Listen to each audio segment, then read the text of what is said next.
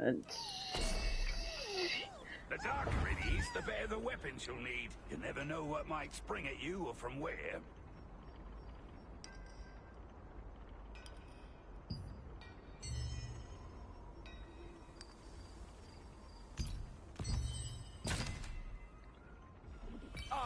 Mason will never sell low-quality weapons. It is a matter of pride for our family.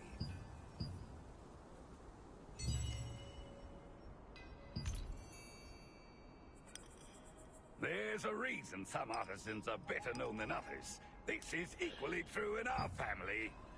Ooh, 130. Ooh, Lightbringer. Da Vinci's Favor. Last Chance.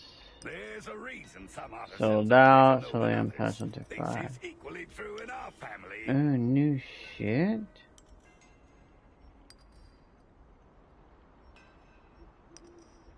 What you lack in skill can be made up for with effort.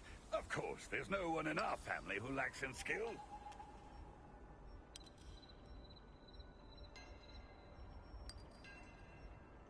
Oh, Halloween stuff's gone. But on the outside is full of terrible monsters.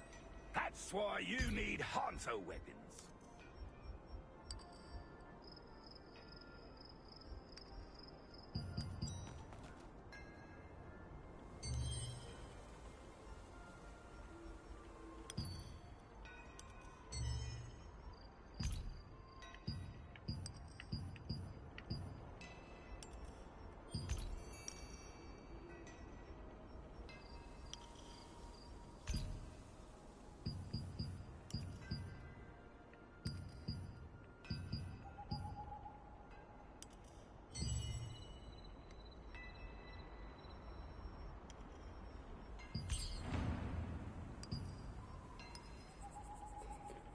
Dimensional Trial. I guess you.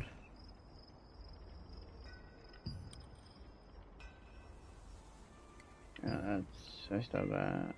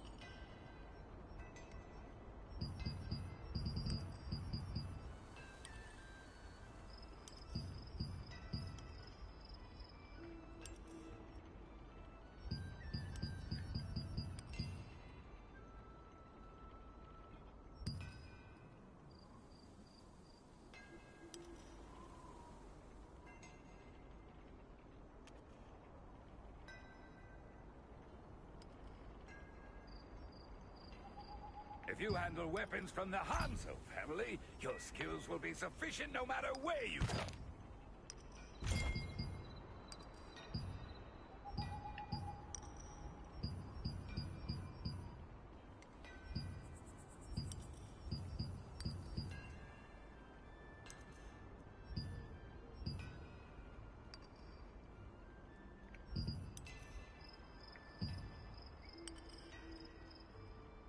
If you handle weapons from the Hanzo family, your skills will be sufficient no matter where you go. Precious Omnipotent. Damn! Precious Omnipotent Tushman. I need 300. Oh, and I need one of these Skeleton Cordia. So how do I get a giant If you handle weapons from the Hanzo family, your skills will be sufficient no matter where you go.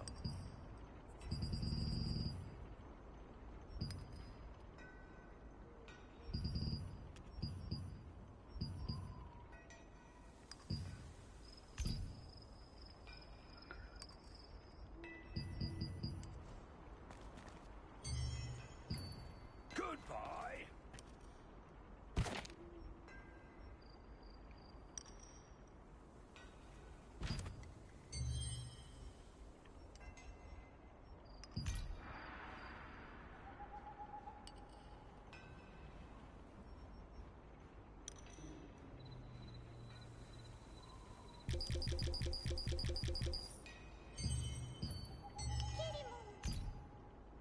Oh, it's a new week.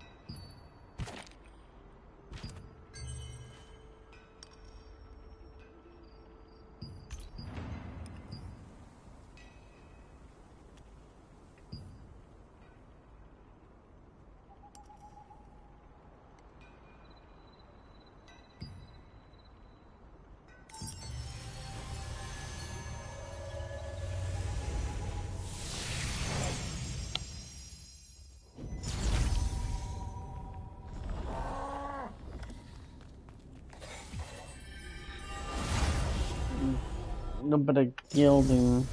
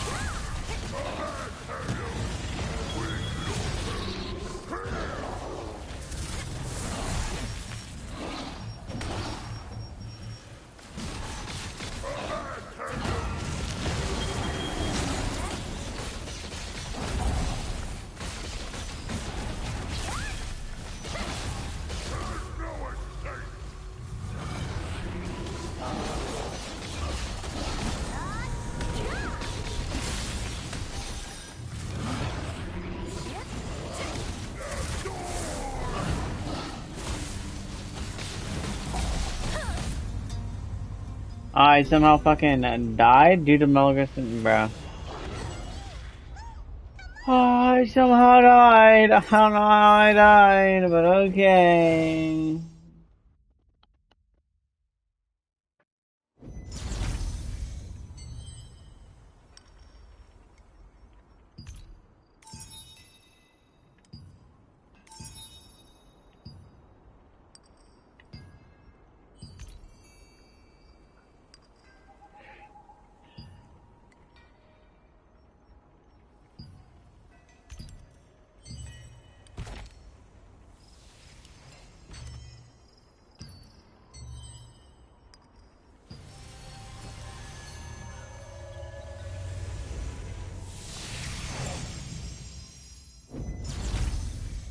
I did it before.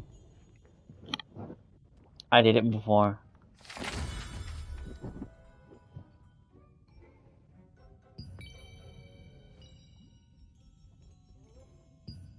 I'm gonna go for 8 hours.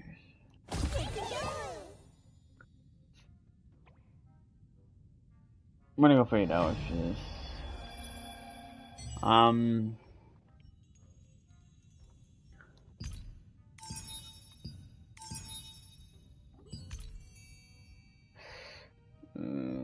Okay, so we get the orb. 1,000. I should have enough to get the greatsword, the dagger, and the orb. And the book collected. Cause I only like greatswords, daggers. No, I should have enough. I should have enough to get actually these 4.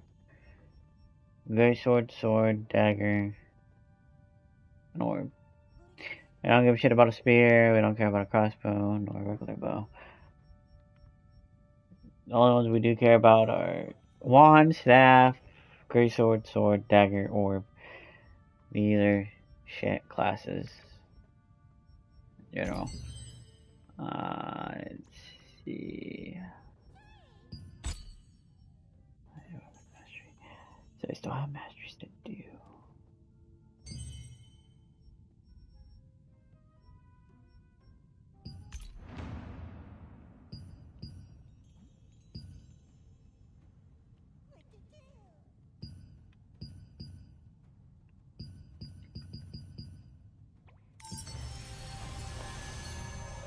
Yeah, fuck it, we're just gonna do it. Actually, you know what? Because I just want to get the challenges done, I'm just gonna do the normal.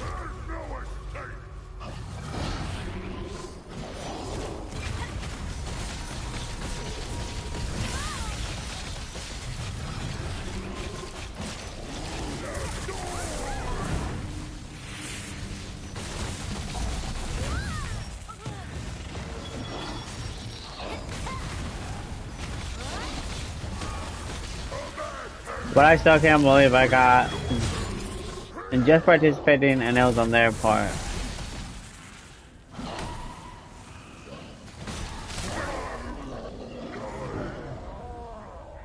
Just by participating and it was on their part that it wasn't working, they gave me my compensation, my Cordia branches. But that was supposed to be like a guaranteed. Well, we're sorry, you know, it's our part, so.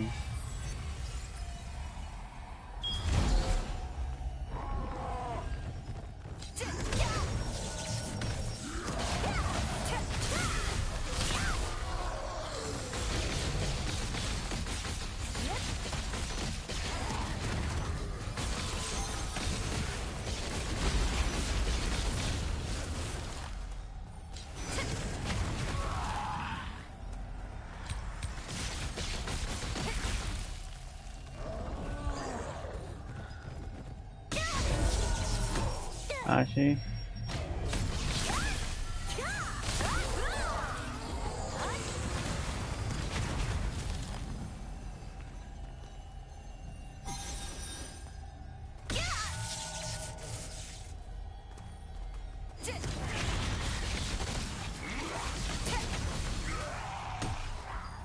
I knew there was something here. What did I know? I went over this.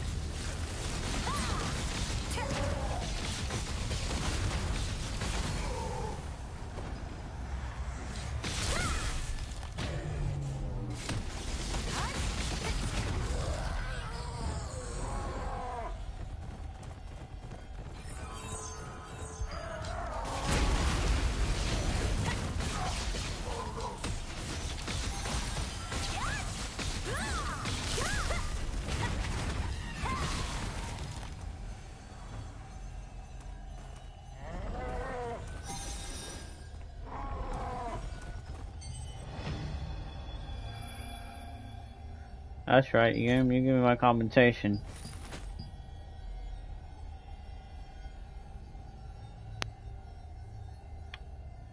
Oh, I just need. That's it.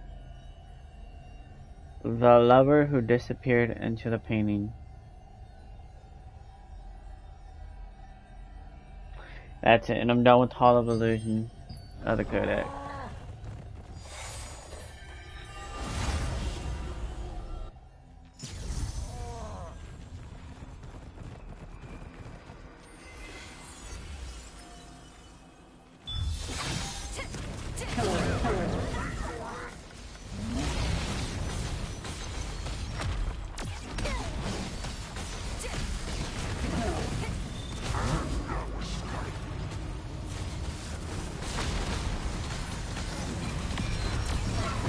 Well, there's.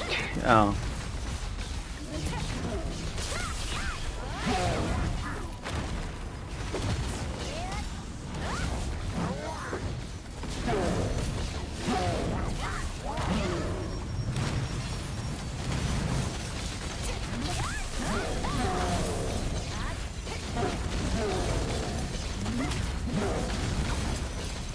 I've been every game that I've been playing again is I've been getting compensation.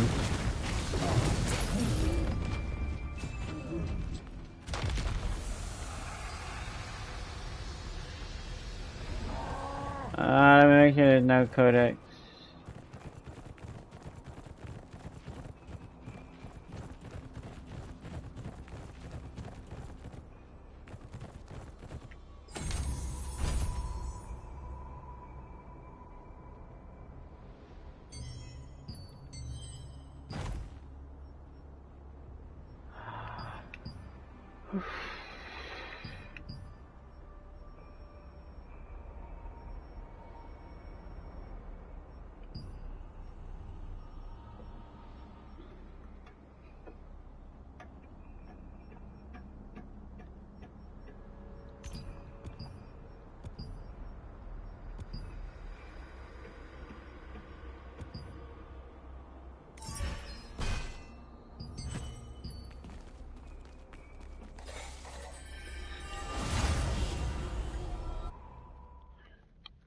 Wild, okay. And then we do it again.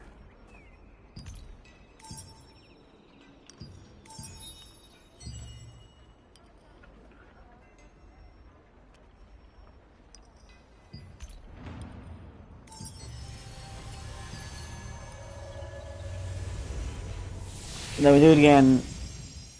Then we claim it.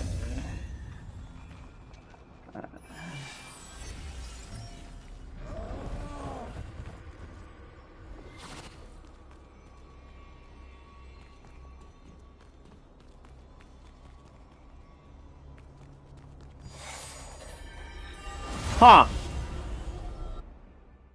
Cool. So I have to be protected with fire. Okay. Ah, okay.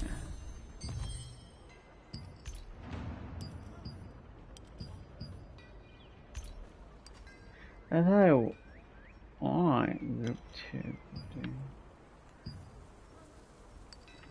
See, I already have this, which is good, but I want this, but what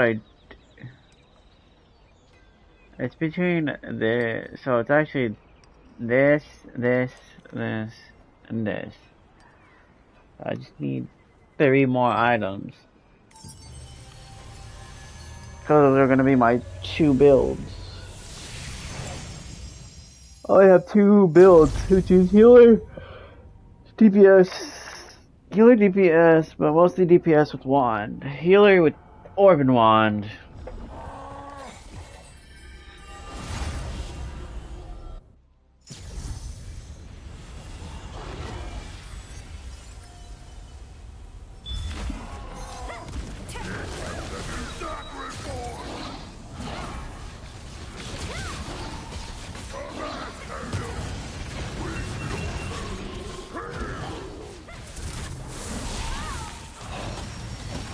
But I still can't believe I've been getting compensation back to back. Press Descendants, this. SAO.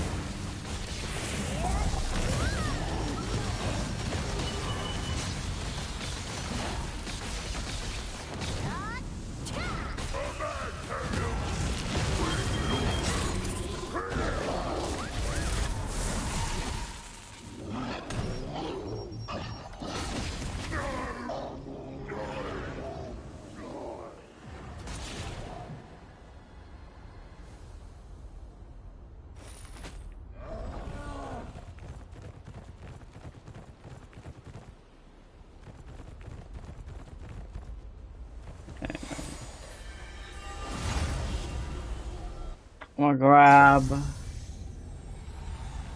I'm gonna grab stamina. That's.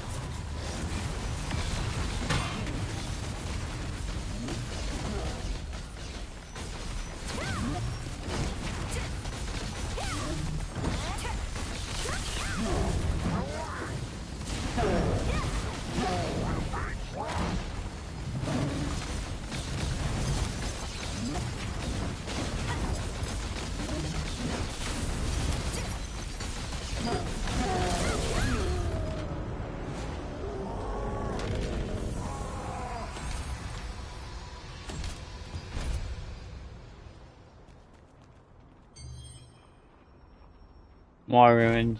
Yep, more of these. Oh, obsidian piece. Not bad, not bad, not bad game, not bad. Give me fucking obsidian pieces. Let's see, what do we want to take out? Oh, immortal.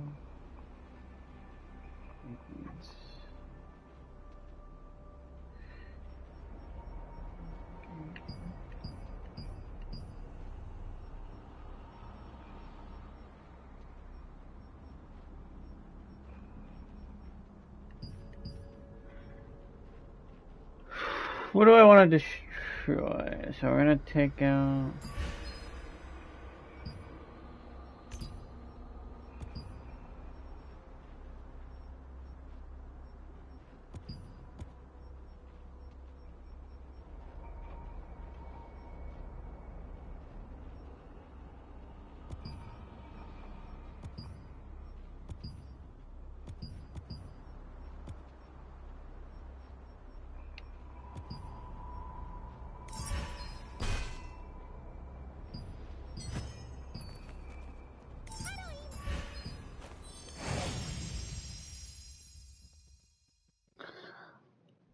Uh,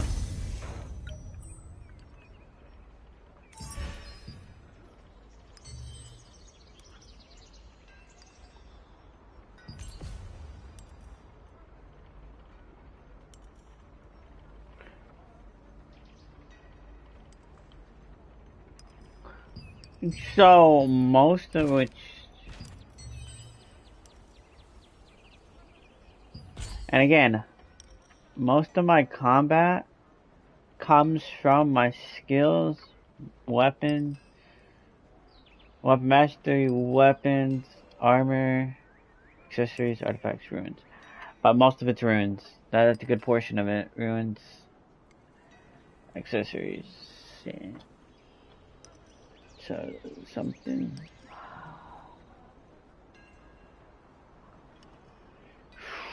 Any better weapons? Uh,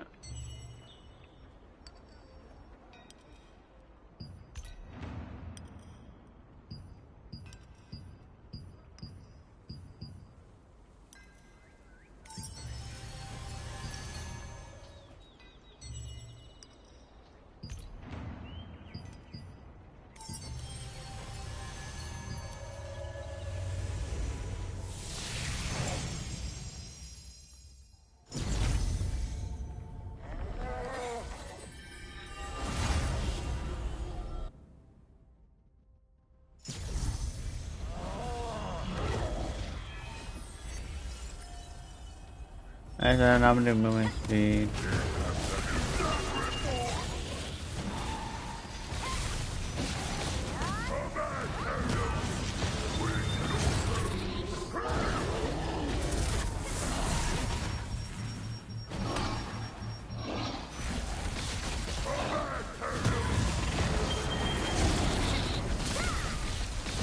Hi love, do you want some Chile Quiles my king?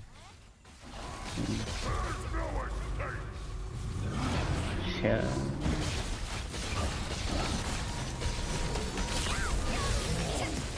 Oh, chili sounds good. Ooh, chili con carne? That sounds good.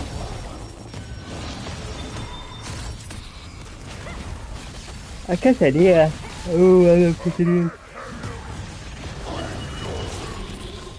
Enchiladas.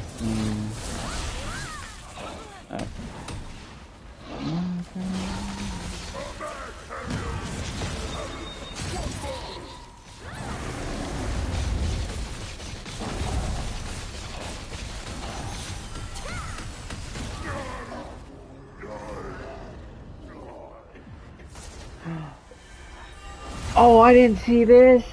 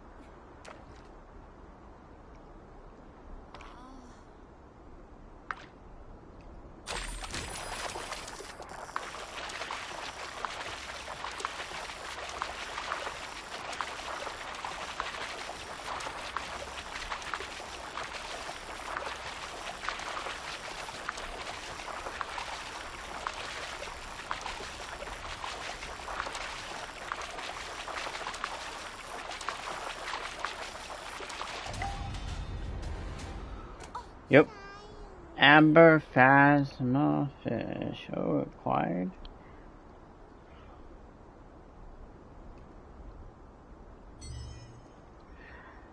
Guess what I got? Pretty soon I'll have a recipe. We got a recipe. We got a recipe.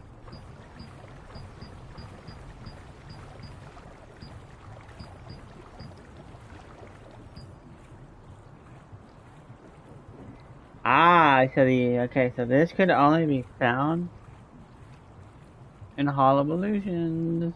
Hall of Illusions.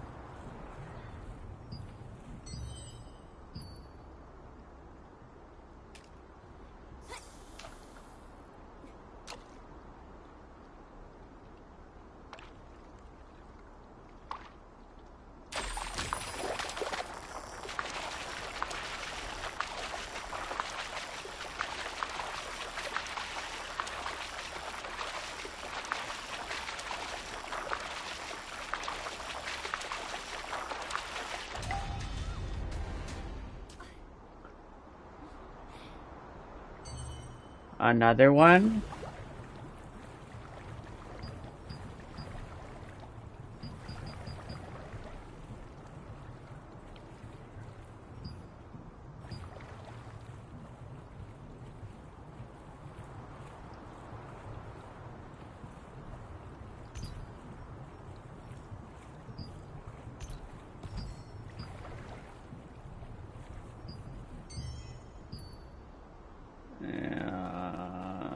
Let's go.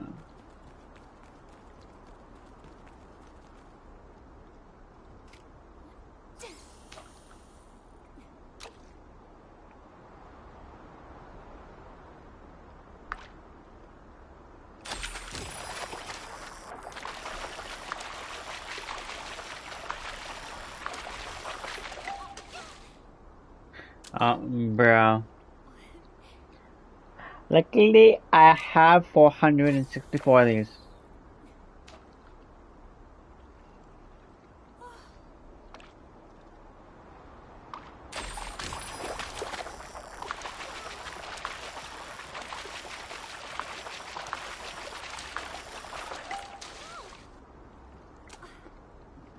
Why are you guys giving me these lame fish I don't want?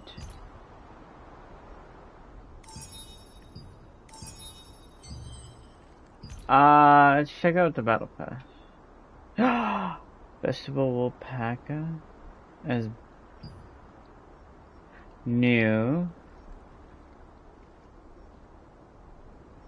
So this is not new. This is new. The orb is the only new thing. Everything else is back. So is this. I might have to.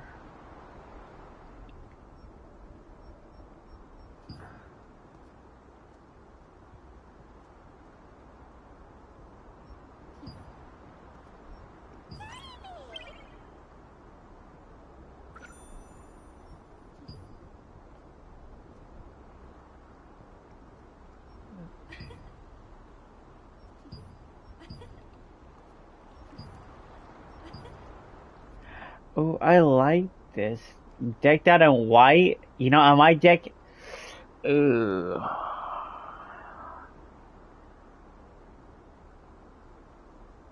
Ooh, I might get it to deck it out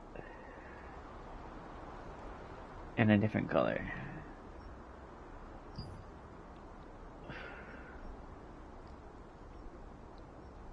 What?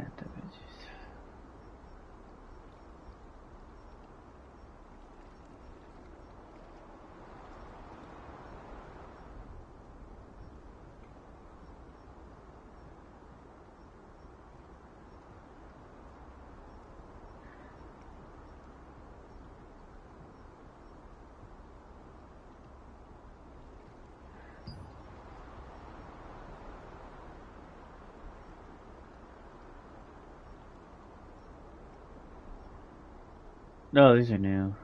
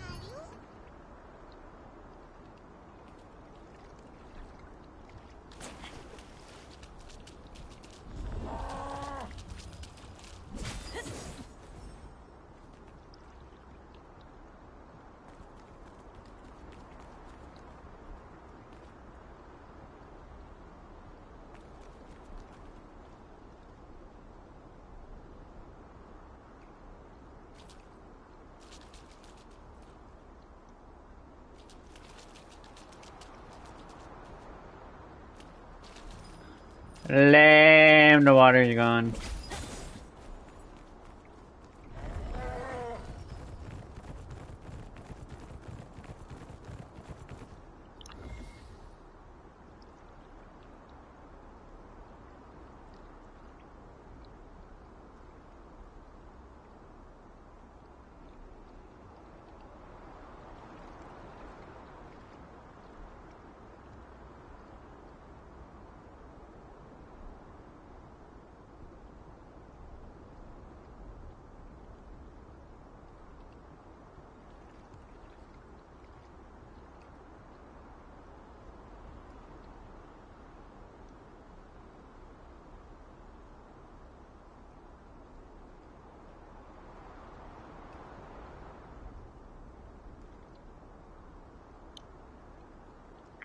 Bum, bum, bum, bum, bum, bum, bum, bum, bum.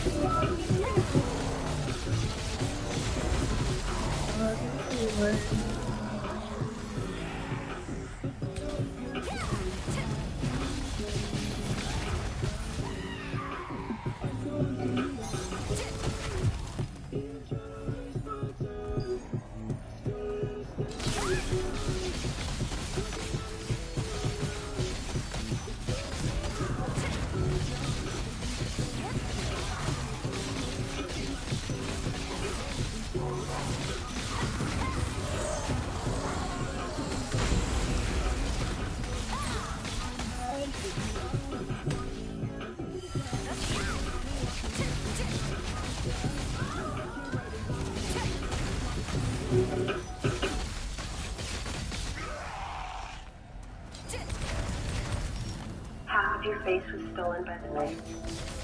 You were like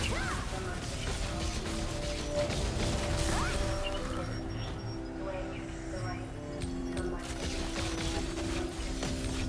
I liked your bottom lip so much. I was back to it.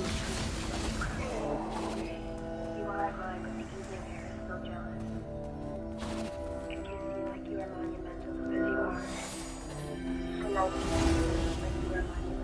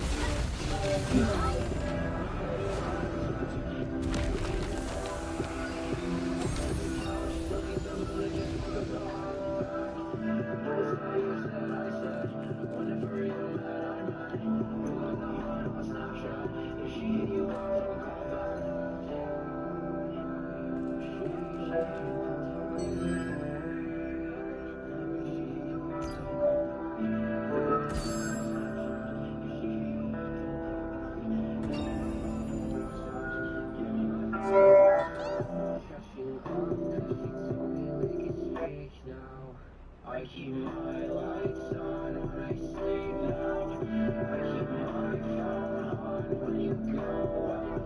Just when I fall asleep, you're the one I dream about. Got a black night going to the bed.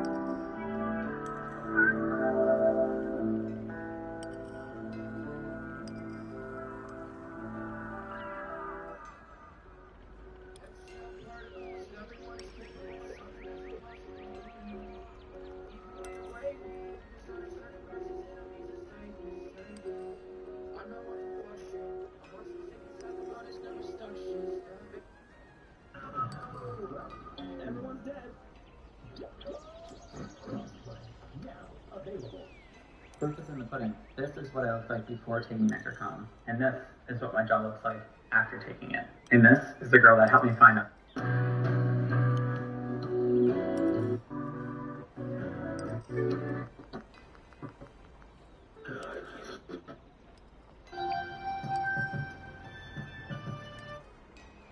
Being the headhunters of all of the SAL, sitting in lowers, trying to climb their way to a grand final. There's a lot on the line for all of these teams, and some of them have never won a major before, but that doesn't mean they're any less excited. And if you missed the excitement from yesterday's matches, don't you worry. Here's something to get your blood pumping.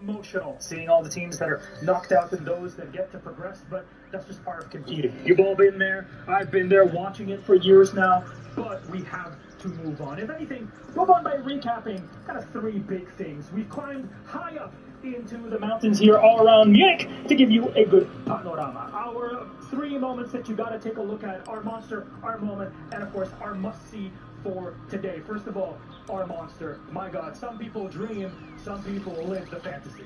I love that. That was beautifully put, to say the least. But if you're going to describe a player such as Fantasy, he surely fits this being the monster. I mean, throughout this entire event here so far in the Munich Major, especially in that matchup versus UDS, he was the monster. He was having his foot on the back of his team's neck. He was the one that was constantly head above the water, keeping his opponents under. And to constantly have all of that pressure on your shoulders, to be able to be the lifeblood of the team, the one that's getting those entry picks, the one that's being the entry, now you have to do it fighting through the lower bracket. He's never shown any type of shakiness when it comes to those big moments. So now, I mean, I can't imagine we're going to see him fall off at all. From one Brazilian that's been hyped up to for years at this point, to another Loira is of course our moment. He's had a hell of a moment during the Weibo match versus G2 yesterday. Yeah, I mean, it goes without saying, the 2-1 win for G2 against Weibo. I mean, you saw it in that last matchup where Loira had 17 kills to bounce back from that 1-7 loss, and then in the end, he was screaming at Weibo, you must have forgot who he was, and we did. We didn't respect his game, and he proved it to us and made sure that Weibo remembers his name. I don't also understand why exactly he had to go that hard against Weibo, but, you know, we love the energy that you get. I love just being in the player booth, seeing these moments, living in these moments, hyping these players up, because it just builds and creates such a fun atmosphere. And for Loira to really showcase not only his play, but his voice, it's a beautiful thing to see. It's 100% reason to remember the name. And though at the end of it, there is still one more piece, and of course, it is the must-see for today.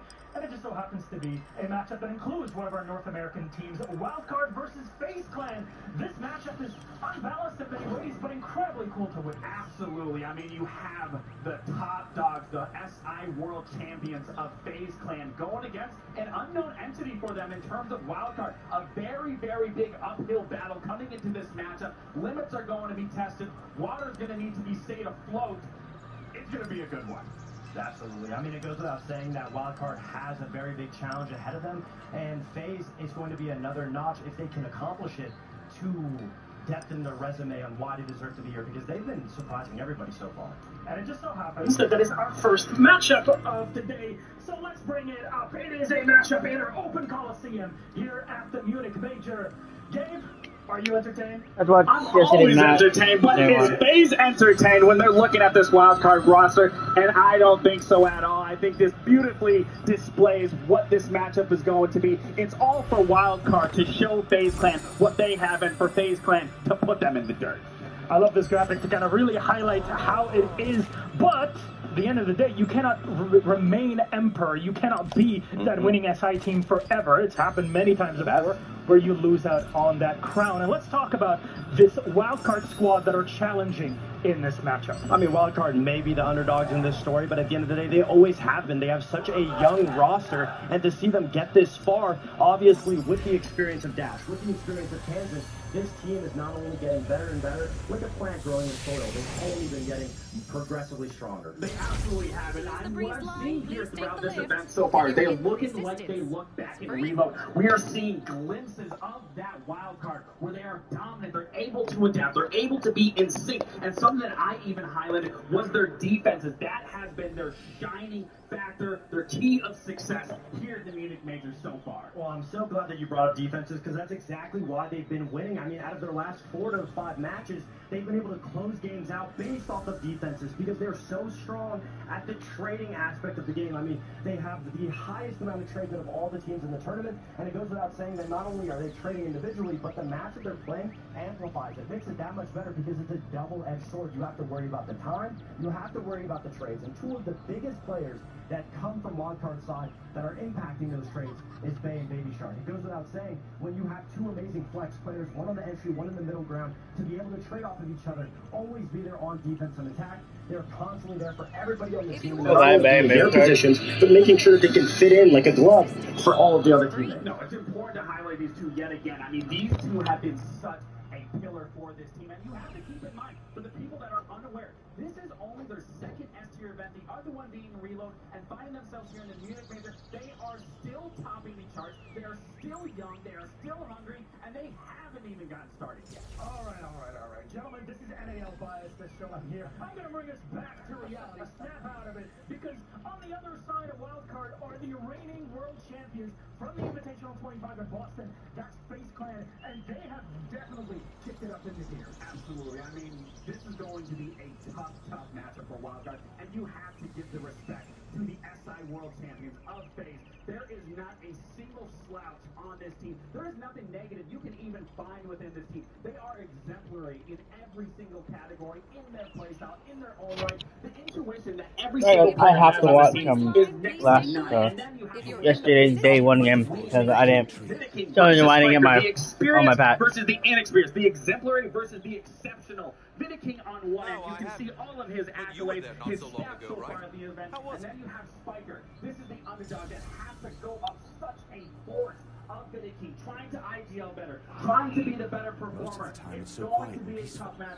and it's exactly why we're building up the exact way that it is. And you have to start somewhere if you're Spiker, but for Vidiking, one thing that I love seeing from an IGL like him is the fact that he's constantly pushing the envelope for his team and what they're allowed to do. I mean, we've constantly been seeing them throughout the last SAL stage flex different operators. They've been playing a whole merry-go-round of different operators. We saw him on the entry. Now we've been seeing him on the support. Every player on this team is not locked to one singular role, and that's what makes FaZe a different monster entirely. They can switch it on a dime. It's actually Wolvertons who are singing the song to console elven spirits that are still If you want to use the breeze line, Is please incredible. You've seen it in best of 5s, you've seen it in a Boston, but can that translate into this matchup?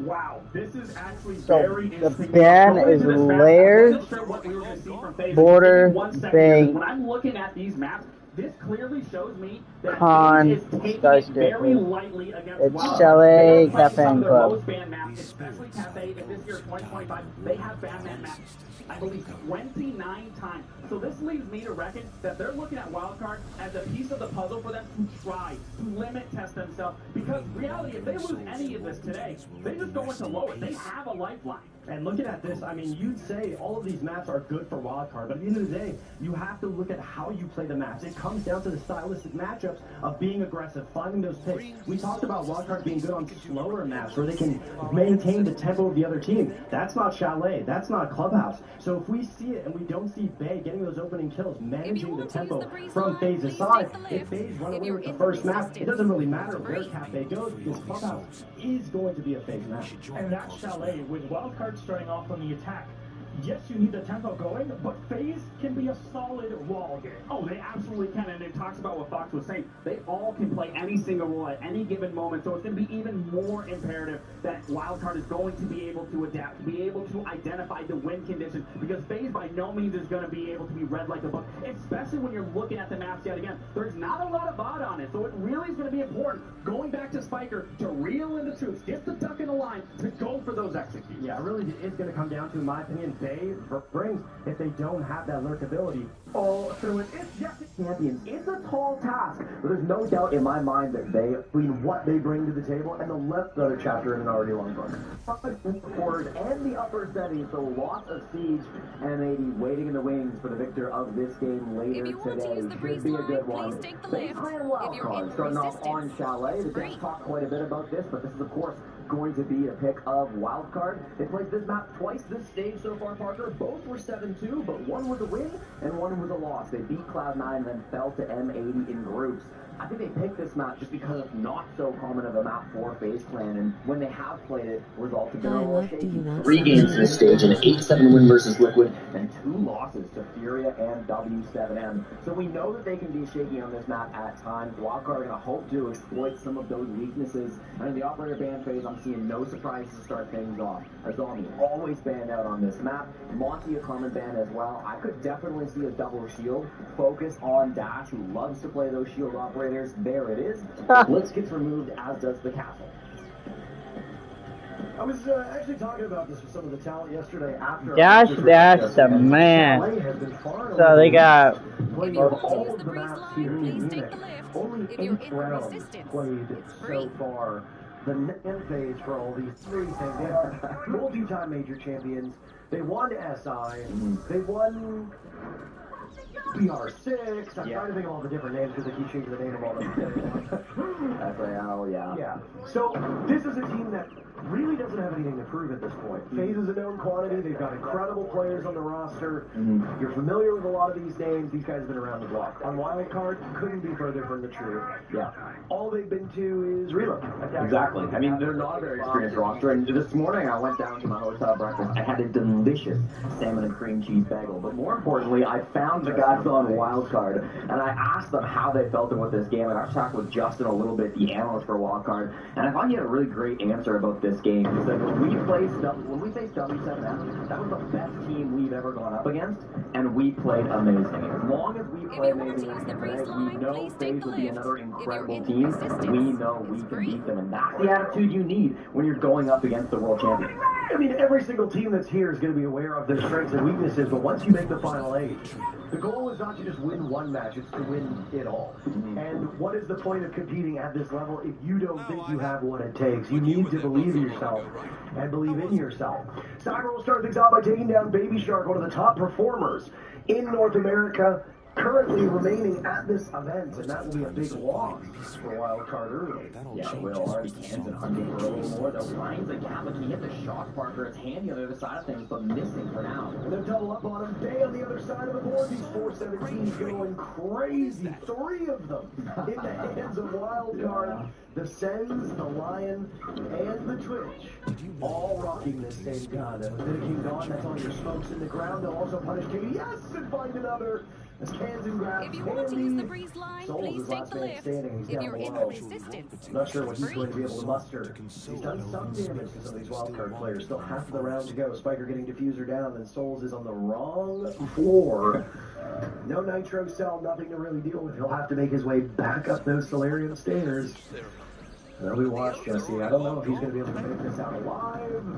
He's got a premonition, but no, Dash will seal the deal to Brazilian on Brazilian Crime, and Wildcard takes round number 1. Yeah, tough round there. I mean, he did have good information. He had 2 drones flying on the Mozzie in that round, but 1v4 just felt like it was a little bit out of reach coming through from Souls. Excellent entry play coming in from Kansan. Sometimes takes a bit more of a backseat role. You talk about Bay and Shark as kind of the primary entry duo on this team. Kansan a bit more of a cleanup guy. He's really good in those late rounds, but he found a gap. He decided to hit it. Didn't hit every single shot, but he causes the distraction so Bay can come in right there with him. I thought it was a great point by Fox on the desk before this game started. It's going to be up to those lurk and anti-lurk players. Cyber versus Bay. Who's going to come out on top? Both of them striking hard in the first round, but Bay just a little bit better. We are looking for gamers who want to learn how to become video game testers, designers, or programmers. So any of these? We should join the cause as well. It really is quite stunning to see how prominent these 4-7 teams have been. I mean, they're on meta ops. Twitch, very good if the defenders bring the right amount of gadgetry. Lion is almost always good for most of these teams. Sens has seen a steady amount of incremental buffs that have put down Sens into a position where they're a very strong operator, especially on particular bomb sites. This is usually a great bomb site for Sens as well, but Wildcard swaps off of the operator at the last second. There's some confusion as to what Dash was going to play. Dash was on this carousel where he had Sens and then was thinking maybe Dokkaebi and now will rest on the Blackbeard. That suggests to me that Wildcard, just doing their late calling, have figured something out about this defense very late in the front phase. If you're a fan of Wildcard, then it will pay off. Yeah, well, it's interesting. FaZe perma-banned Dash in the operator ban phase. They banned his Blitz, they banned his Monty. Dash is the shield guy. And I don't think it's a coincidence that FaZe has so much experience playing against Dash. Of course, most of his career was spent in the SAL. He's played FaZe Clan 11 times in his pro career with 4 wins and 7 losses. So they know him very well. They know what he likes to play. This Blackbeard is going to be the best he's got and probably won't have it for too many more rounds. And it's his most played operator because they keep banning the shields against him. So he's had no choice but to play a lot of Blackbeard and play a lot of Grim if a shield is not available. And I mean, Blackbeard is obviously a shield operator, but a little bit different deployment than you see out of a Blitz or a Monty. Well, here, of course, top floor is going to be very important. KDS, the same mirror setup they were running the last setup, but Dash is already in the site, Parker. He's going deep. Looking for something more. Vidiking gets baited into an engagement. Baby Shark, the first to die for Wildcard yet again. They've got one in back bar. Dash needs to be aware of this. The Valkyrie. Soul still surviving. It's a calamity inside the site as KDS pulls off a triple. Cans it on the board. It was a rush from Wildcard. And the kills came fast and furious, but they stacked up in favor of FaZe Clan, and Wildcard will now find themselves trailing by 1, but they've done some serious damage to both Souls and KDS. Dash coming within a couple HP points. Health points. I don't think that's going to be enough, though. KDS is on a heater right now. He's got 4 kills in this round. Only that stands between him and the ace. His cans are just out of reach. They trade! He gets the ace! From the grave! Yet another, add it to the tally. FaZe Clan on the board as KDS clears out every single member of Wildcard himself. And that's going to be a huge boost of confidence for KDS. You know, he is one of the best players in the world. Nobody would doubt that, but he's currently the lowest rated on this FaZe Clan team here in Munich. And he's not had the best year. Since winning the 6th Invitational in Boston, he's been negative in every international event that he's been to. Was negative at Reload, went negative at EWC. That's despite the fact that he's been incredible domestically, one of their best players. So it's good to see KDS getting on the board early. He is positive through this event so far, but it is relatively close. +4 KD coming into this game, and that will jump up with the big ace in round 2. It's a long series, so you cannot tilt.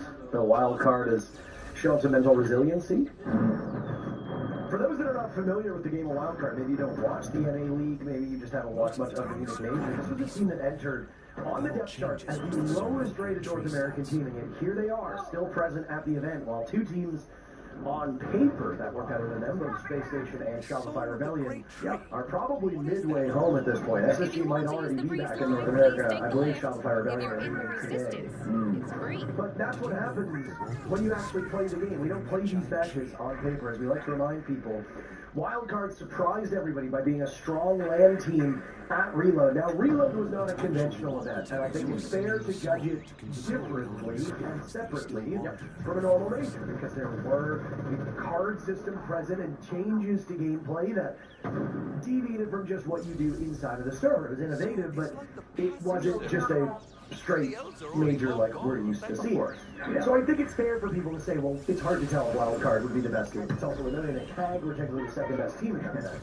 So things were obviously not exactly quote-unquote normal. But Wildcard has shown some promise here as a LAN team, maybe not this round, Jesse, as it's already fallen by the wayside. Souls with 2 kills, Baby Shark slingshots himself into the bomb site and has his hands full with FaZe Clan members well above him. He's got the defuse kit, but the hatch being open will give him some pause as he can easily try to stick that defuse. We come down to Dash and Spiker, watching as full members of FaZe will be trying to hunt this down. Vidiking now on the board, down goes Baby Shark. Right back on his shield. Spiker a missed opportunity to tear more strips out of Vidiking. And it's a 4v2 with half the round to go for FaZe Clan. You gotta really pull this back now if you're Wildcard. Of course, they're pretty separated, these last two players, but Spiker wins his one. That gives them an opportunity on site, but without top floor control, Parker, there's no way they're going to get a defuse kit down. Minute 20 on the clock. They've got to take that time to pressure these top floor players, then maybe go for a plant later on. It is not an easy task with Souls shutting down that rush right at the start of the round. Backup plan time once again for Wildcard. And this is where the Clash is going to gain so much value. Vidiking just needs to stand on the stairs and stare. There's no real utility that Spiker or Dash have to do much. They're all out of flashbangs. It's not even like their main gadgetry could affect that Clash. It really just comes down to whether Vidiking wants to rest his shield down and take an engagement head on. But when you've got Handy and KDS supporting you, even if their overlying numbers have not been the greatest, you're not going to jeopardize yourself by getting off of that shield. Spiker will get spotted from that hole above. Handy punishing him, and now it's all up to Dash in a 1v3. FaZe Clan well positioned to take 2 in a row. A very different story with how they pulled it off last time. KDS getting the ace. Dash will attempt the defuse kit. He's letting that bleed drone use the noise to his advantage. And KDS will save the round yet again. Very different result. A very different way to get there, but the same result for FaZe. The dirty little secret at Sacramento Juvenile Detention Center, also known as Keeper JDC, is finally coming out. For decades. Rush, and I think you've got to give a lot of credit to this happening. You've got to be really nice job stopping that rush from Wildcard. In one thing, guys, play the opening to one top 5 player, and then in this case we can be more smart. We can push both sides or just wait a little bit. Of course, I think like not tempo is better for this match, at least for the moment right now. We can try to top 5 instead of the Damos are the one then. Okay? They're spinning now. Is IQ or Damos better for me? I think like I think Damos is important, guys. If you ask Infinity, because he can use. I can play IQ instead of BB. Yeah, no one thing is like you can play the Q and then they can play the Damos for the Okay. They're spinning now. Is IQ or Damos better for me? I think like I think Damos is important, guys. If you ask Infinity, because he can use. I can play IQ instead of BB. Yeah, no one thing is like you can play the Q and then they can play the Damos for the okay. And I think that's yeah, kind of. Big words coming out from Lagone is the head coach of Wildcard, former IGL and player himself here at the pro level. But I think really important stuff coming to help out the Wildcard guys. Hoping to bring that Damos out here to try to find some of those offsite players. FaZe have been playing very aggressively. There probably are opportunities to hunt them down with the Damos. We'd also see Baby Shark taking that operator, but it sounded like Bay was the one who was going to take it instead. That might just be a Chalet adaptation. And indeed, as we load in, Bay is currently selecting over the operator. If you want to use the breeze line, This is one of the top 3 most played operators for Baby Shark, so yeah, pass it along, that's fine. I mean, with the way that they're playing it, just in terms of kills, Baby Shark has not shown the same prowess as Bay has. Admittedly, we are 3 rounds in, so it might be too early for us to tell, but Bay is hitting his shots. Baby Shark is using a different set of operators and a different set of tools of how he wants to crack this map. Yeah, and it's worth noting, I mean, these two have been the backbone of Wildcard since they got to Munich. Both have very similar DPS, 117 for Bay, 116 for Baby Shark. They've both been incredible firing for this team, number 1 and 2 rated in the entire lobby. No one on FaZe Clan even putting up numbers like that. So they've been good so far. This will be their toughest match, and that adaptation being called for by Lagona could be enough to push them over the edge and get more of these attacking rounds. No, I haven't. But you were there not so long ago, right? It's a breathtaking pace when he speaks during the timeouts, by the way. Oh yeah, he can be a pastor. The amount of words he's able to fit into such a small period of time is really quite impressive. Going for your job.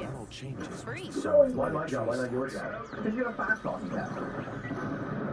I remember the Corn Pop 16 days. Oh my goodness. Kansan was stunned by that one. Bay trades it back, but you've already lost your Blackbeard with still over 2 minutes to go. I do not love this for Wildcard, even if they are able to flush out some of that top floor control. Now they almost lose Dash as well, as they'll get Souls on the run. I imagine that hatch has opened up and he's dropped.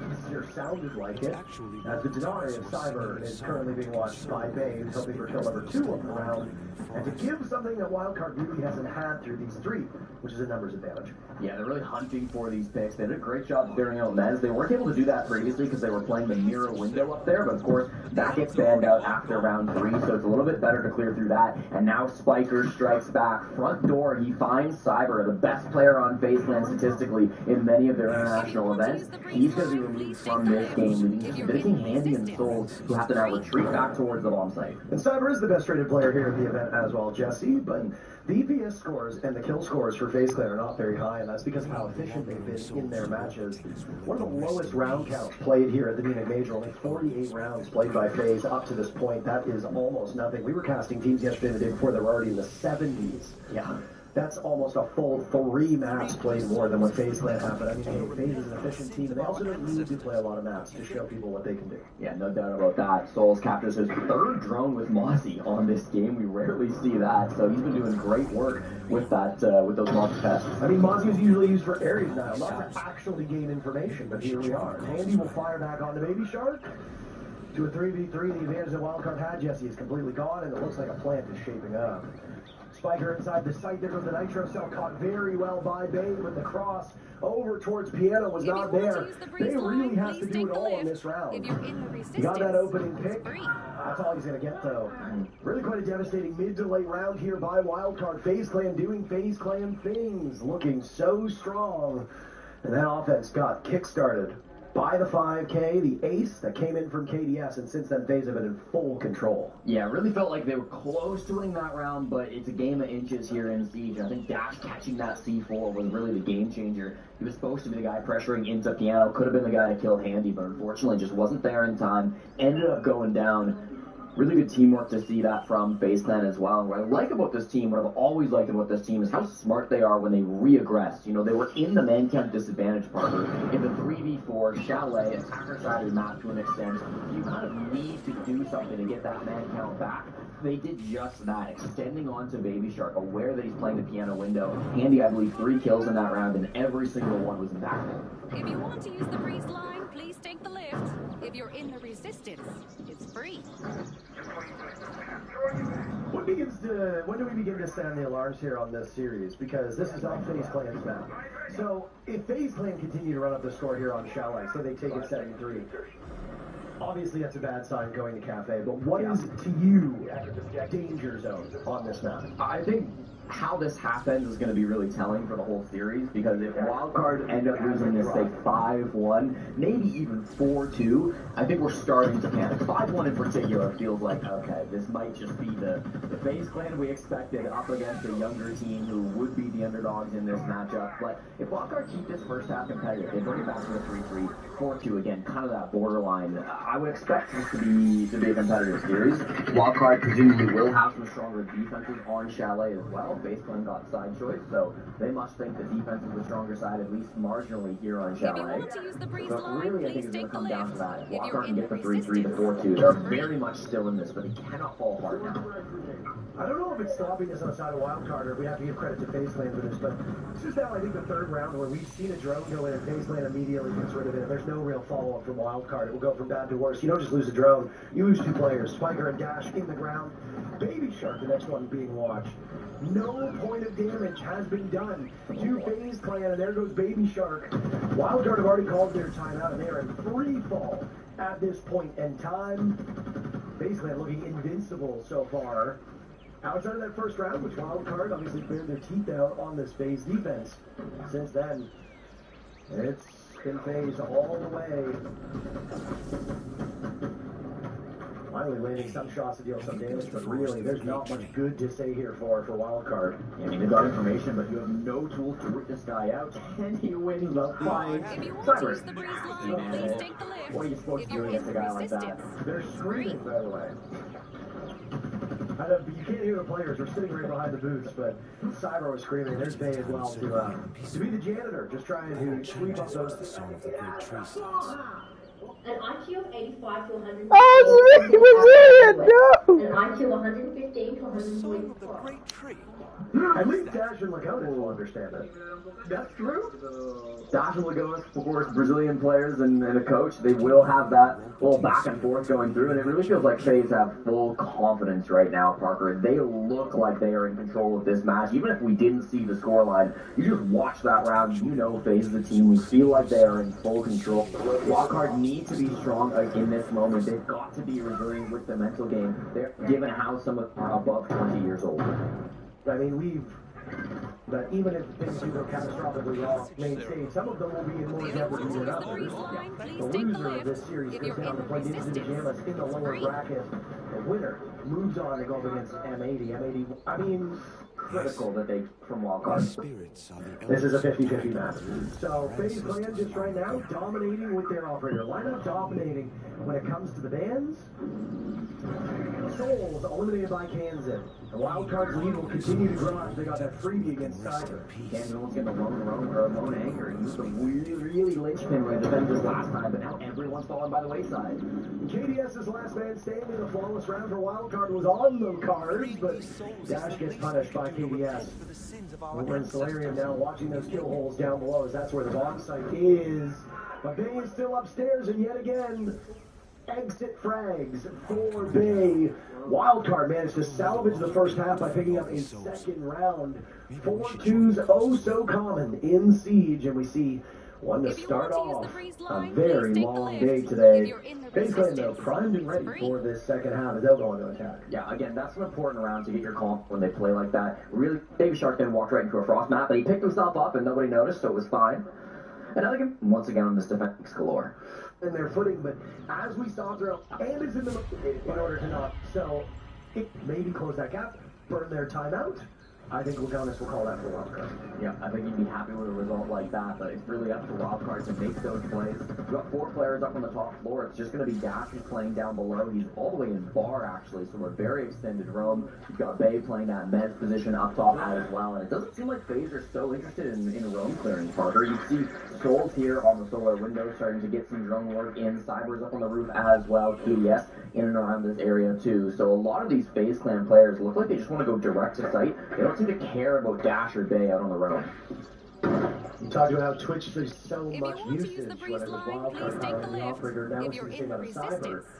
As that drone gets the all clear, the OSA Handy can take up even greater space inside of Solarium now that most of that utility is gone. Baby Shark runs right into that Claymore. That is unlucky. We saw that one get sit down even earlier.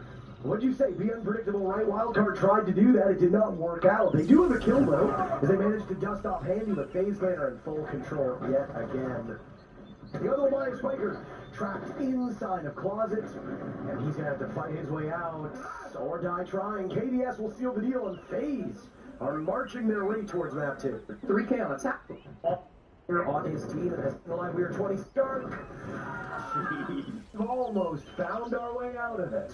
Someone's going to have to check the numbers, but that might be the fastest round of Siege that's been played competitively all season. I think certainly the fastest round that I've seen at this event. Incredibly quick from the master bedroom. If you want to use the breeze line, please take the lift. Everything that comes with it. FaZe is doing a lot of earlier. When he had 2 nerves are the main culprit here. Yeah, I think his player, this is his 5th. Dude. Yeah. I mean, I feel like you can hear the church bells in the funeral of Wildcard at this point in time. They're left down with a supporting cast, and the one player that you hyped up, which was Baby Shark, has had some struggles himself. 1-7, and he almost got picked. If he continued up those stairs into the main lobby, I think that would have been curtains for him, and probably for Wildcard too. Oh, they've had such good information on him every single round. They'll give him the death mark track now. They just cancel it as soon as they fire it off, so they know where he is down over towards West Main. The information has been perfect for FaZe Clan. Their drones are so good, and so every time Baby Shark tries to make a move, he ends up getting slammed. And a run out. Good opportunity for Dash to take down KDS. His position is known. Cyber and Baby Shark hunting each other down now. They've got this main lobby control. They've also cleared out library, but now the more owners task. Just to get into the bomb site. Sweep up over top of them. Wildcard have not loosened their grasp above this bomb site.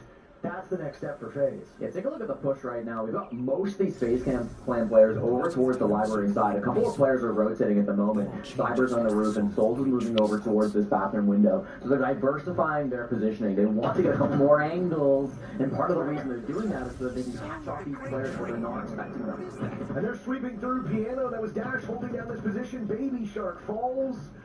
That's not looking great for Wildcard. They are now outnumbered by FaZe Clan by 1, and the Blackbeard will get ever closer. Dash is caught on this bathroom crossfire. Nitro Cell will go out. It collects onto Souls. A potential saving grace for Wildcard. As it's Kansan now to freeze things out with his Zoto canister. He has no choice but to swing it now. Spiker in a 1v3 FaZe Clan. playing on Wildcard's map, it pays, as they now If you want to quite use the hyped breeze up to line, make it please all take this the way. lift. If you're in the resistance, it's free. The elves are already long gone, aren't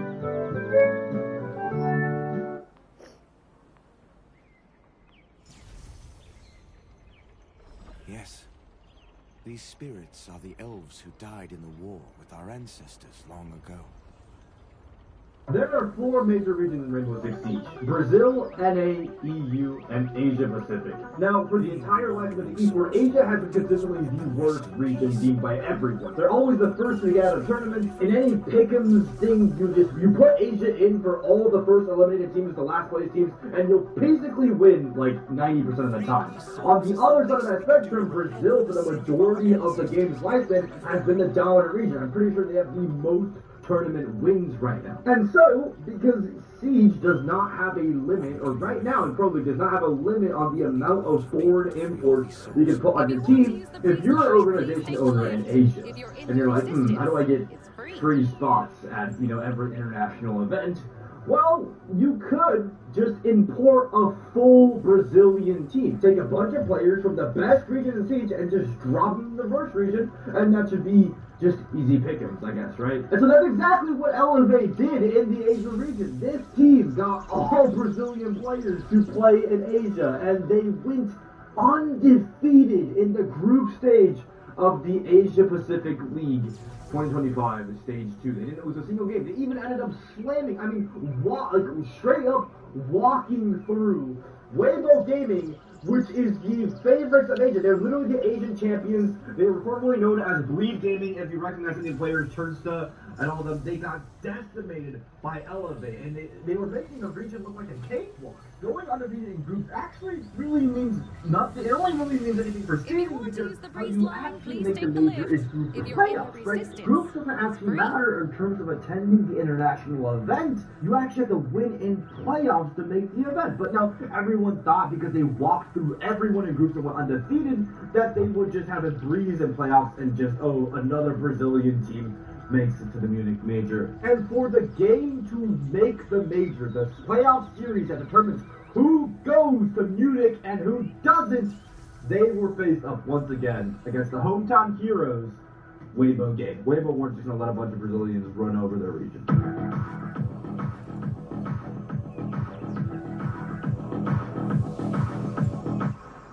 What? The blizzard! All the huts are down! The city is flooded with wastewater, and all the residents have fled. Running the city is so hard! All the gifts you want, all in one place. The map they're playing is Border's a very, very aggressive map because of how small it is. So therefore, there's a lot of gunfights that take place all over the map. And as defenders, because it's so small, you don't want to get the attacks in these space. So you typically spread across the entire map and try to hold everything all at once on every single site. And that's why even though the site is actually the Battle Killers on the first floor, that they have defenders all spread across the map in CC and top east as well, in Armory that you'll see, and also in Office. 4 defenders top 4 holding and aggressing all the possession points, not even letting them open the barricades to get into the map because it's just the nature of Border. And Weibo Gaming make the mistake of trying to contest them on this angle, when Elevate being, Brazilians, and Brazilians being known for being an aggressive gunfight region and just better at shooting than everyone else and taking gunfights overall, they are slamming Weibo, sorry, oh my god, having a stroke on all of these gunfights. And so despite Weibo making their best attempt to try to get into the map, they just get stuffed. All their entries get stuffed all across the board, and they get slammed, and they not only get slammed in a decisive round, they get flawless. If you want to use the breeze line, they get please flawless. take the lift. And it's pretty much going how everyone expected. Everyone's clutching their heads right now watching this. If you're supporting APAC, you're like, wow, these Brazilians are just about to demolish my favorite team, and it's over.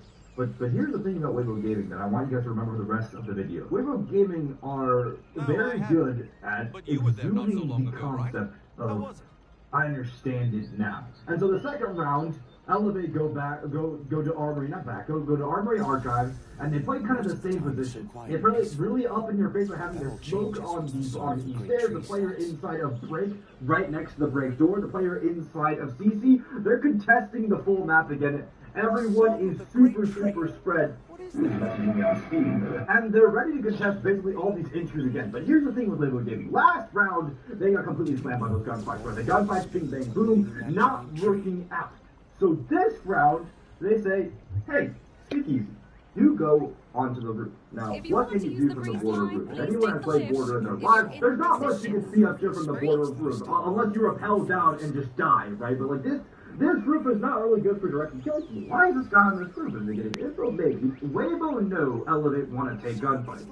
Weibo understand it now. They want to peek me and kill me. I, Weibo Gaming, do not want to try to go on a gunfight contest with the best gunfight region in the world. I'm gonna back off. I'm gonna get away from that. I'm gonna make pressure to make it seem like I'm about to do it, but I'm not gonna do it. What I'm gonna do actually is I'm gonna outstrat you guys. And so going into their East clear, what happens to the power player playing inside break? It gets blown up. What happens to the top East stairs player eyeing on the reinforced wall? Wait. He also gets blown up while the A charge is going off on his wall. The player they had up here on the roof was grenading them out so that they could avoid the gunfights necessary and kill these guys without even needing to challenge them, without giving them the dominion, just by using geometry. Arcade the cosine. Kobe Bryant, Bing Bang Boom. They have gotten a 5v3 and top East control effortlessly by just naming them out of the position. And it's a beautifully done clear, by the way. Like, you force this guy into this position by having pressure on break door. Therefore, the nade lands perfectly through the doorway, getting this guy. And then because you have a player taking bottom East, the smoke that was previously playing on the East stairs is no longer able to play here. He's actually forced back onto that reinforcement wall in the hallway. And how do you clear him out? Well, you ace his wall at the same time that he's getting aided. So even if someone was able to shoot his ace charge off, he's dead. He's dead no matter what. The guy comes up East at the same time. He's dead to the guns no matter what. Look how many firing angles that he's dying to currently. There's one gun line over here. There's a player shooting down from East over here. There's a player shooting him 1, 2, 3. That is why Siege is so beautiful, because it doesn't necessarily have to be a full ego child game. That is why so much of the time I tell you guys gun skill at this level doesn't really matter, because you can outposition, outstrat, and out-suffocate, and out-blow out of proportion your opponent's map. And now in the 4v2, now what are Elevate going for again? Elevate is being really, really aggressive because they need to get takes back somehow, right? But Weibo, you could just throw, you could take the gunfights, get death ball, go for the refrag on these guys. But Weibo are actually not going to do that. They want to keep the same energy. I don't want to give you picks. I don't want to give you gunfights. I don't want to give you challenges. All what regulars do, they're actually going to go for a plat.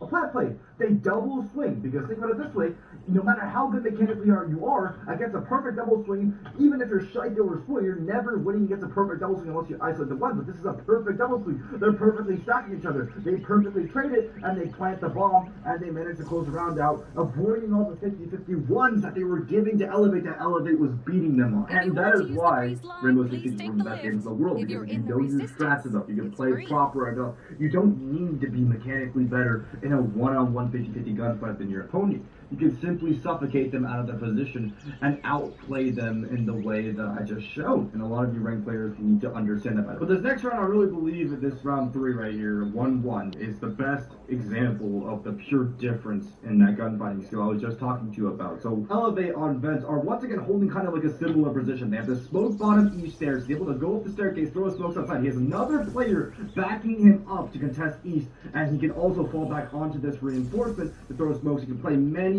angles, makes Vert on there, everything possible in order to let them hold this East.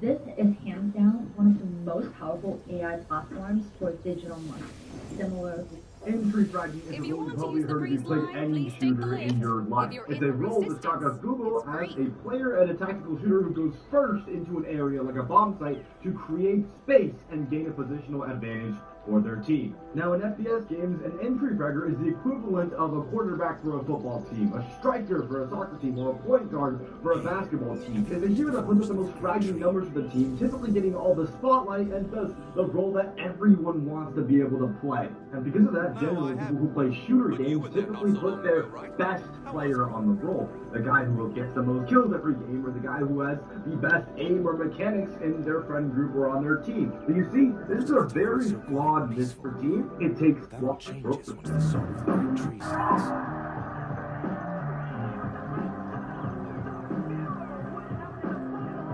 Song of the Great Tree? What is that?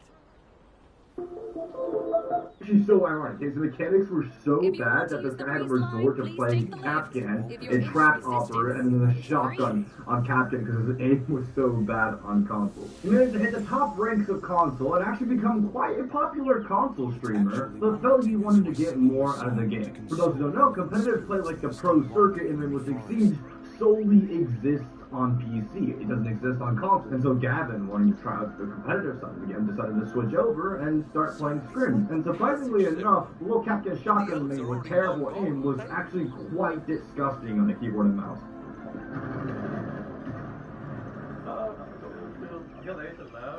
Yes. The Siege Pro Circuit is broken down as such. You have T1, which is Pro League, Tier 2, which is Challenger League, and Tier 3 below that, which is the Amateur League. So Gavin would start out by playing in these open Tier 3 amateur qualifiers, playing to qualify for the best Tier 3 league at the time, SCS, with his friends from console, who you may recognize, Lou Letters, actually, and Fence. And in his very first qual, he hits this clip that makes him go viral. Really, son, this is the least we can do to repent for the sins of our ancestors, don't you think?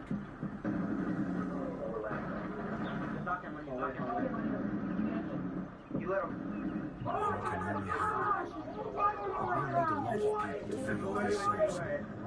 Maybe we should join the cause as well. Yeah, that was a 10-second 1v5. It is, I'm pretty sure, first ever PC T3 qual. And so that clip goes nuclear on Twitter. It gets 1,600 likes, and the more experienced amateur players in the scene start to take notice. Notably, JJ Blast, who you now know as the guy who beat Stompin twice to qualify into Pro League at the time he was in T3, took notice of this player and actually took him under his wing, picking him up as a rookie fragger to attempt to qualify for Tier 2. The team was called Team Valkyrie, and unfortunately for them, they found limited success qualifying for Tier 2, losing in the Stage 1 Open Qualifier and the Stage 2 Open Qualifier of that year. But luckily for Gavin, Tier 2 players started to take notice of his performances in these attempts. And despite not qualifying for Stage 3 through the qualifiers, he was picked up onto a T2 Challenger League team by a prominent T2 IGL called Mr. B, and would thus be able to make his big Tier 2 debut in Stage 2 of 2022 Challenger League. They are holding this extension on this study side. No, man. Look at that. Turn your approach. Not yet. One in the door. Chill. Come in the door. One that. Yo, just chill. Relax. Like I said. This guy just wants trophy. He just left trophy. Can I win? If you want to use the breeze line, please take the lift. If you're in the resistance, it's free. Very clear that he's the first to go in. He's extremely aggressive, and he is that guy for your team to walk in and entry. Now, despite having breakout rounds like the game I just showed you and a really great overall game performance in this game against Oculix, where he went 16-6, overall the stage was pretty mid. He got third place with his team, Reality TV. They had a 6-4 record, so pretty even on the win-loss column. And he was statistically a mid-tier player. Jefferson, because it's kind of hard to see this, he was a 1.15 rating, which is very positive, very good, very promising, but pro teams at the time were looking at more top players like Doc. Jefferson, because it's kind of hard to see this, he was a 1.15 rating, which is very positive, very good, very promising, but pro teams at the time were looking at more top players like Doc, Silence, Snake, and Ferda up in the upper rankings of the stage. And so his Tier 2 debut was a little bit of a letdown for people buying Gavini stocks at the time. But the next stage of Pro League, his IGL, Mr. B, decided to make some pretty big roster moves. They replaced 2 players on the team and then get a coach.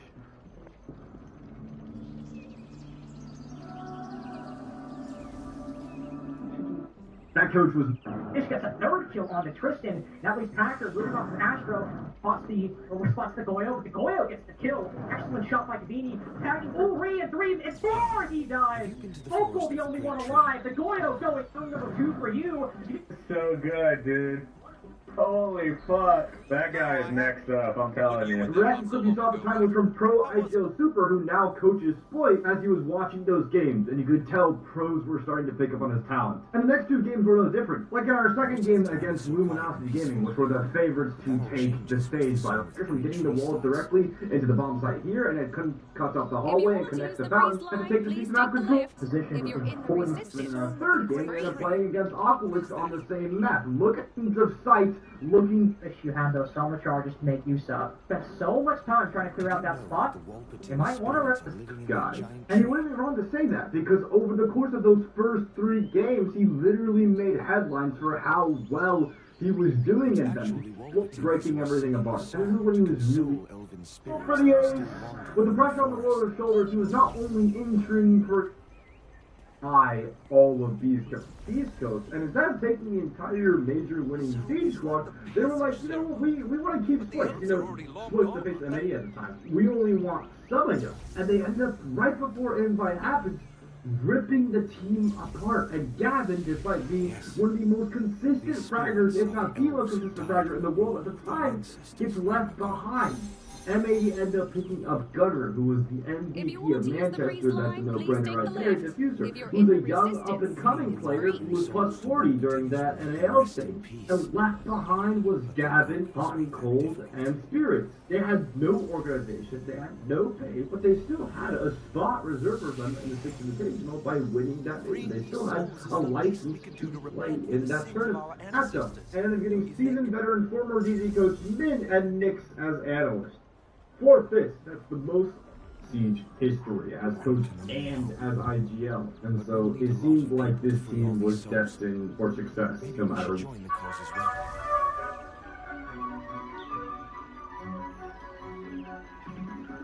What do you think your intelligence rating was? Yeah, I'm just here for a good time. 62. That sums up his intelligence. Yeah, 46. You were ranked an 80. Let's go! Oh my God. You hear that? You know you gotta stay humble.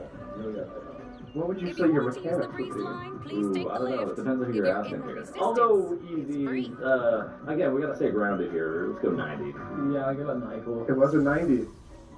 The most important thing, achievements. I think I'm beating you on this one, but can't argue with a YouTube champ. 3 times, 3 times. 3. 85. You were ranked at 90. What do you think your overall is? 86. 86. 85. And Yonko with one more, and Citizen with a backline G2. It's down to Shaiko, and he's able to get the opening too.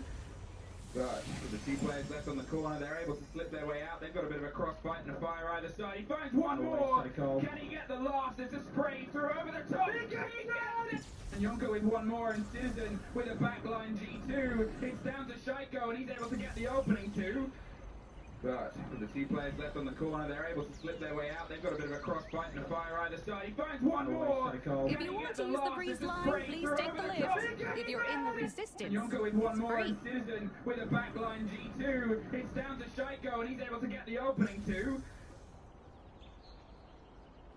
And Yonko with one. Could get fragged out if Bolo swings at the proper time, but he's playing patiently. They need to get this diffuser kit down. They're all hopping inside. This could be it. Fultz with a big kill. It's all down to Bolo, the man, the myth, the legend. Can he possibly do it? He has the hot mark. Bolo, you have to be able to get the last kill. Can he do it? He does.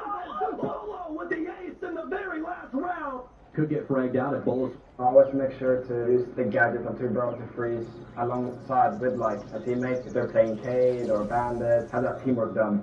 What else can you say besides freeze the wall? Always pair him with a Bender or Cade. It's always better to have pre-existing wall down before you try to use someone on his own. Use your gadget for claymores. It freezes the claymores on them map, so if someone's relying on the claymore and expecting them to jump out, you can freeze the claymore, hop out and get a free kill. I actually like to slow enemies down with it. Just slow people down and swing them. If you try to barrel on yourself on the ground with having a decay cool, it will end the cool for you. Always make sure to use the gadget on 2 Bravo to freeze alongside with like a teammate if they're playing Cade or Bandit.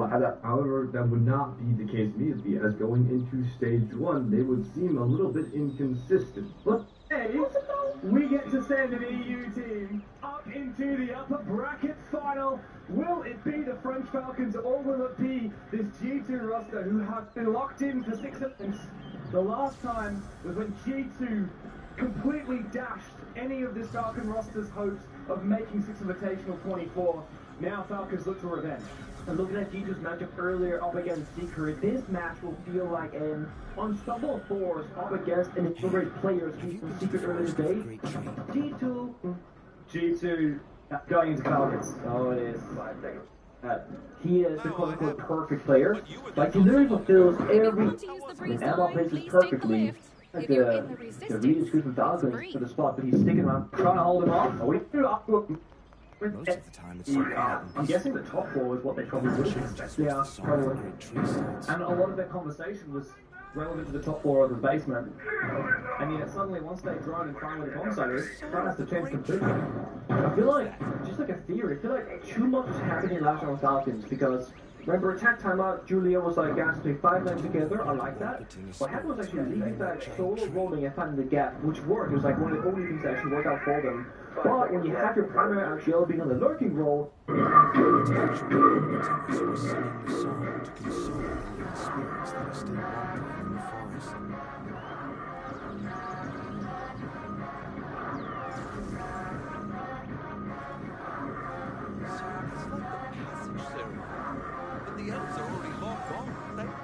If you want to use the breeze line, please take the lift.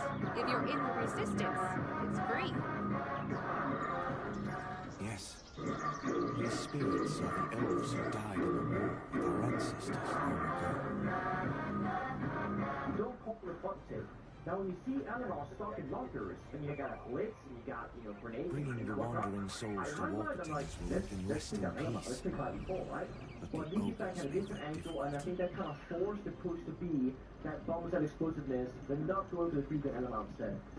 And that's the thing. When you're in the server, Freeing these souls is the least we can do to repent for the sins of our ancestors. Don't you think? Let's play the gap. Could have worked, although it didn't. G2 only falling back, falling behind by 1 round. But we'll need a lot of people to free all these souls. Maybe we should join the cause as well. There's just the players in this server to properly solve and figure things out. If you want to use the breeze line, please take the lift. If you're in the resistance, it's free. Round. Yeah. Otherwise, it'll come to the end, and they'll be choking on SmackDown.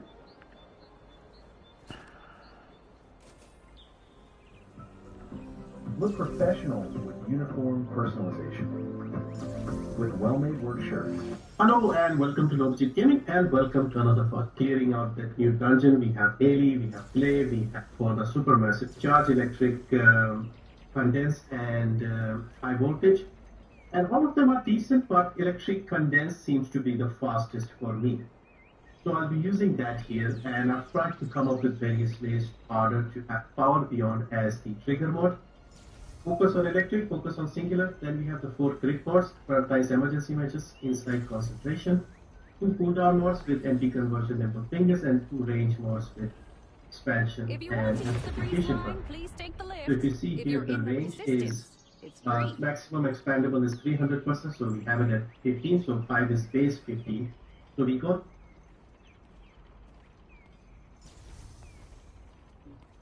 cost.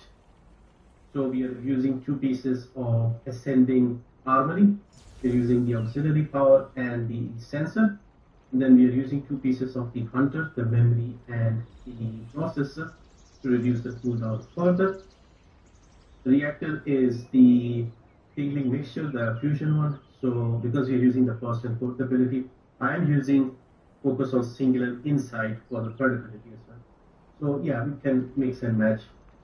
Managed without any empty mods, no empty conservation or any of those mods. So we are trying our best to cut down and also pick up mobs. For left take the we take the electric chain. If you want to use the breeze line, please take the lift. Cost If or you're in the increasing the MP, resistance, so skill cost reduction. We started again. So you have to keep the 4th up all the time. It will explode automatically in 5 seconds anyway, but you can also do it manually. Let's say there's a lot of enemies. You can just do this here. So the recent changes to Bonnie when it comes to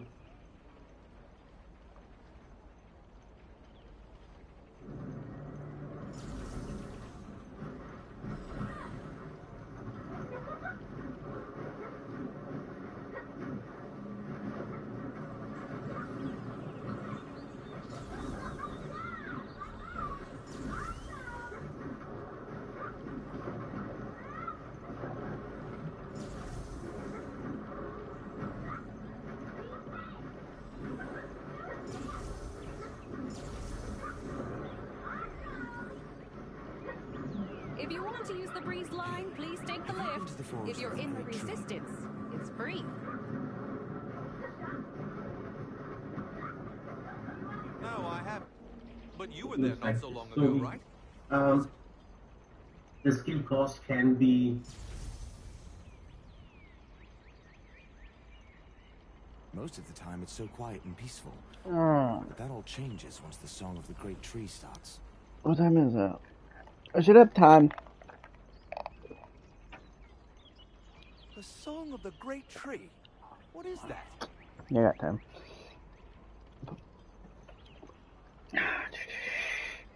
Did you know that the Walpertinger spirits are living in that giant tree?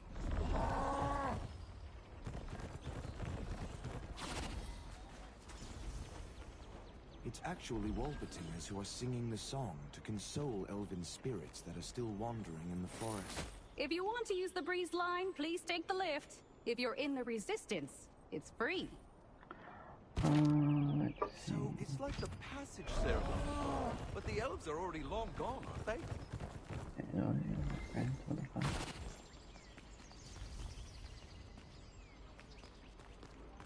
Yes. These spirits are the elves who died in the war with our ancestors long ago. I got so many compensation. Bringing the wandering souls to Walpertingers will let them rest in peace. But the ogres make that difficult.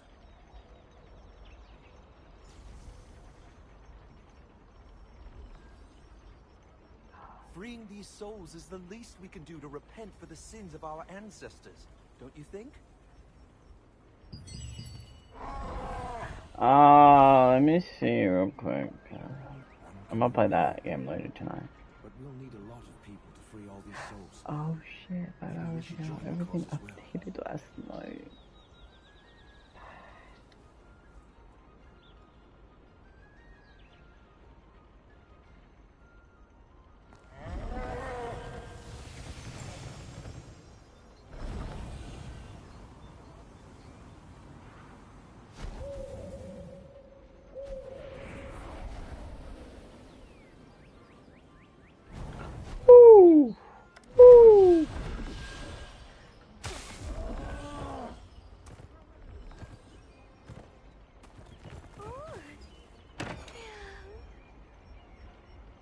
I sold out of everything.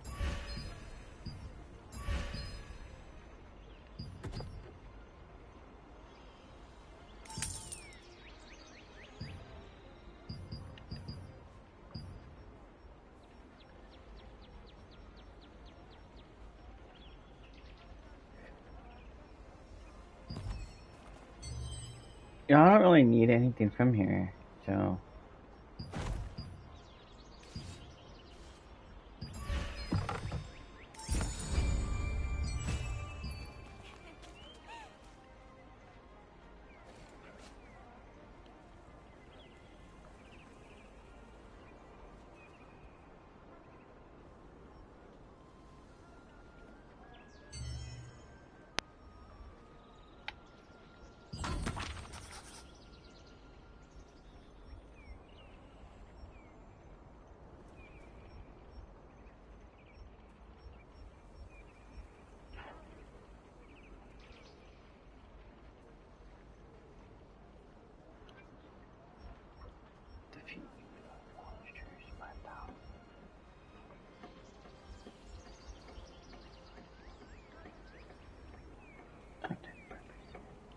Like, I'm almost done with this damn thing. Right. So, I gotta come back to this later. I'm gonna. I do. Okay, so. I need to level up, so I gotta do some shit. This guild. This gives me 2,000.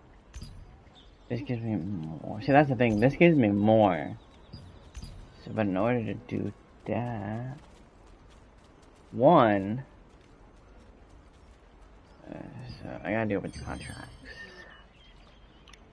Alright, well, I'm gonna. I'm gonna hop off. She's doing a couple hours. Gotta meet with the counselor.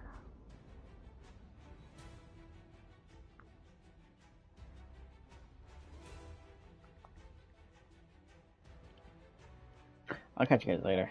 Peace.